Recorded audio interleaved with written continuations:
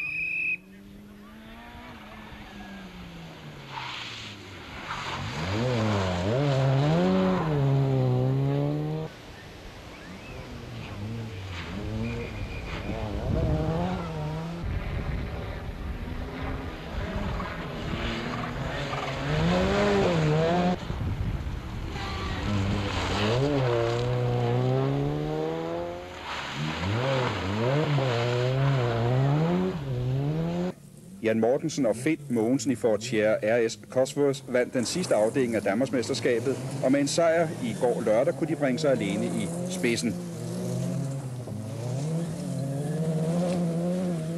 Men allerede på løbets første prøve havde Jan Mortensen 2 punkteringer, der kostede 1 minut i tidstab i forhold til Jørgen Nielsen.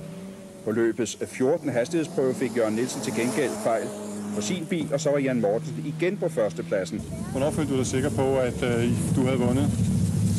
Ja, det gjorde jeg sådan forholdsvis sent i løbet jo, for jeg kunne jo se her i dag, der har stillingen, den har vekslet mig op og ned med diverse uheld, både til Jørgen Nielsen og mig selv. Og da først han holdt på Lærkenborg-prøven lige herude med en defekt rotor der vidste vi sådan set, at nu galt det om at holde ved lige det. I punkterede 3 gange undervejs? Ja, vi lagde jo ud med en meget dårlig start med at punktere på højre hjulpar, både højre for- og baghjul på den allerførste prøve, og det gjorde, at vi måtte aflevere 1 minut til Jørgen Nielsen allerede på den første prøve. Men mine servicefolk har udført et utroligt stort stykke arbejde. Det har de, og det har bare været helt super.